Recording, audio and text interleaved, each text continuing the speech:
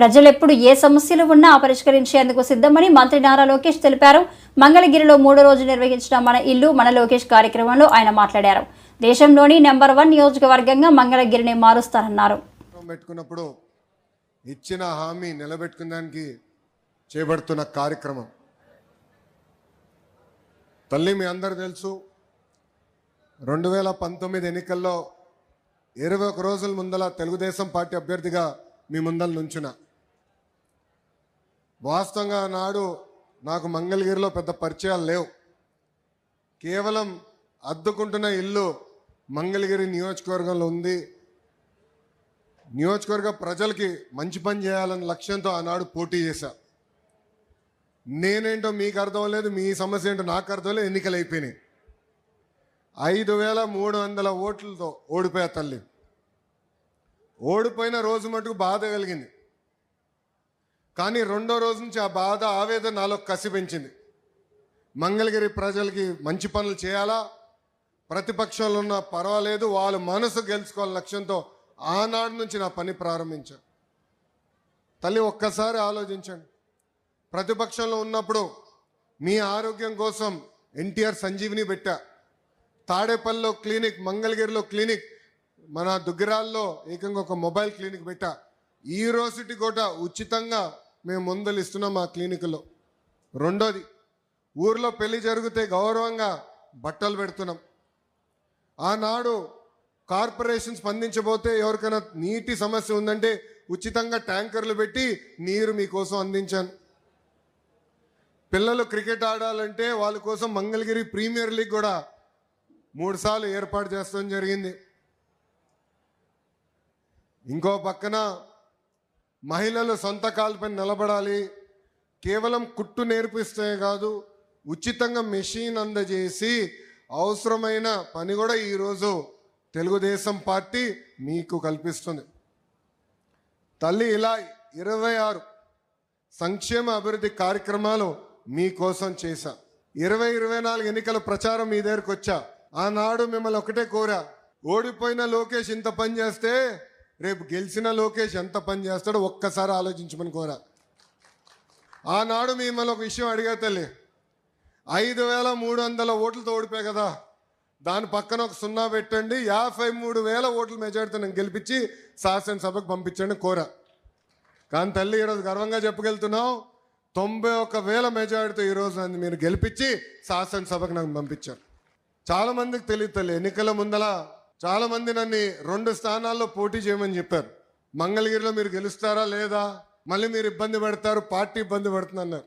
నేను వాళ్ళకి ఒకటే చెప్పా, 5 సంవత్సరాలు కష్టపడ్డా, మంగళగిరి ప్రజల మనసు నేను గెలుచుకున్నాను నేను భావిస్తున్నా. ఒకే ఒక స్థానంలో పోటీ చేస్తా, అది మంగళగిరి నియోజకవర్గం ఆనాడు చెప్పా తల్లి. అమ్మా, ప్రచారంలో మీకు చెప్పా, నాకు మీరు ఎంత ఎక్కువ మెజారిటీ ఇస్తే నాకు అంత బలం వస్తుందని, మీకోసం సేవ చేసడానికి బలం వస్తుందని. ఆనాడు రచ్చబండ కార్యక్రమంకి వచ్చినప్పుడు మీరందరూ ఒకటే అడిగారు, కొత్తిల్లు కాదు, మేము ఎక్కడ నివసిస్తున్నాం అక్కడనే మీరు రెగ్యులరైజ్ చేసి పట్టాలు అందించండి అని పదే మీరు నన్ను కోరారు.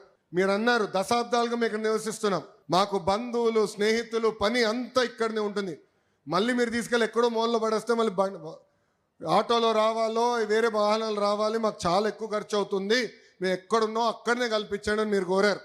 నేను ఆనాడు చెప్పా, 3 రకాలు ఉంటాయి. ఒకటి సులభంగా చేసే భూములు, అది మొదటి సంవత్సరంలో చేస్తానని చెప్పా. రెండోది రైల్వే ఎండోమెంట్, అదొక సంవత్సరం పైన, అంటే సంవత్సరంన్నర పడుతుందన్న. మూడోది వచ్చే గల అటవీ భూములు, అదేవిధంగా ట్యాంక్ బండ్లు ఉన్నాయి, అది చాలా కష్టమైంది, అయినా కూడా ఒక 2.5-3 సంవత్సరాలు పడుతుంది, తప్పనిసరిగా చేస్తాను ఆనాడు హామీ మీకు ఇచ్చా తల్లి. ఈరోజు ఆ హామీ నిలబెట్టుకునే దానికి మీ ముందర నిలబడుతున్నా. ఆంధ్ర రాష్ట్ర చరిత్రలో ఎక్కడ జరిగిన విధంగా ఒక మంగళగిరి నియోజకవర్గం కోసం జియో తీసుకొస్తే ఆంధ్ర రాష్ట్రంలో పేద ప్రజలందరికీ పనికొచ్చే విధంగా జరిగింది తల్లి. ఇప్పటికీ 7,000 మంది దరఖాస్తు చేసుకుంటే దాంట్లో 4,000 మంది కేవలం ఒక మంగళగిరి నియోజకవర్గం నుంచి ఉన్నారు తల్లి. ఈ 5 రోజు కార్యక్రమం 3,000 కుటుంబాలకి ఈరోజు ఇంటి పట్టాలు ఇస్తున్నాం. ఆ పట్టాలని మీరు రిజిస్టర్ చేసుకోవచ్చు. ఈ కార్యక్రమం అయిన తర్వాత ఆ పట్టాలని మీరు రిజిస్టర్ చేసుకోవచ్చు. 2 సంవత్సరాల్లో ఆ పట్టాన్ని కూడా అమ్ముకునే హక్కు మీకు ఎన్డీఏ ప్రభుత్వం కల్పిస్తుంది తల్లి. 5 రోజుల్లో సుమారుగా 1,000 కోట్ల విలువైన అంటే మార్కెట్ వాల్యూ 1000 కోట్లున్న భూమిని ఉచితంగా ఈరోజు ఎన్డీఏ ప్రభుత్వం మీకు అందజేస్తుంది తల్లి. అంతేకాదు తల్లి, ఇక్కడ చిల్లపల్లి గారు ఉన్నారు, ఆయన మెడికల్ డెవలప్మెంట్ కార్పొరేషన్ చైర్పర్సన్. దశాబ్దాలుగా మనందరికి ఒక కళ ఉంది తల్లి, అది 100 పడకల ఆసుపత్రి. దశాబ్దాలుగా ఉన్న కళ. ప్రైవేట్ డాక్టర్లు వచ్చి నాకు చెప్పారు హాస్పిటల్ మీరు కట్టాలి అని చెప్పి. అమ్మ ఈరోజు నేను గర్వంగా చెప్తున్నా, 2వ క్యాబినెట్ మీటింగ్లో అప్రూవల్ తీసుకొచ్చాను.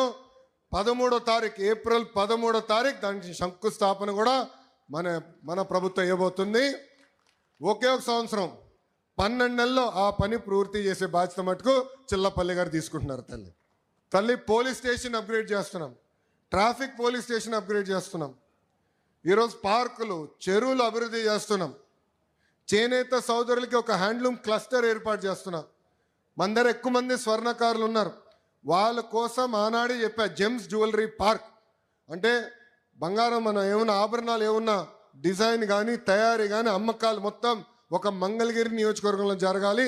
మెరుగైన పని మనోళ్ళకి తెలియాలి, స్కిల్ డెవలప్మెంట్ జరగాలని చెప్పాను.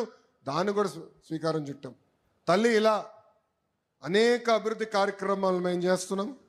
నాది ఒకే లక్ష్యం, తిరిగి మళ్ళీ మీ దగ్గరికి వచ్చినప్పుడు ఏ హామీలైతే నేను ఇచ్చానో మంగళగిరి నియోజకవర్గంలో అది నిలబెట్టుకుని వస్తానని ఈ సభాముఖం మీ అందరికీ నేను మళ్ళీ హామీ ఇస్తున్నా. మీరు ఏ బాధ్యత అయితే నా పైన పెట్టారో అది ముందలు తీసేందుకు నేను సిద్ధంగా ఉన్నా. ప్రతి మంగళగిరి ప్రజల్ని నా గుండెల్లో పెట్టుకుని నేను కాపాడుకుంటా, నిలబెట్టుకుంటా. నా లక్ష్యం ఒకటే, భారతదేశంలో నంబర్ 1 నియోజకవర్గం ఏదంటే ఆలోచిస్తే దానికి చిరునామా మంగళగిరి చేసే బాధ్యత మీ లోకేష్ తీసుకుంటాడని ఈ సభాముఖం తెలుపుకుంటూ తల్లి మీరందరూ ఒక్కసారి ఆలోచించమని కోరుతున్నాం. మీ ఇంట్లో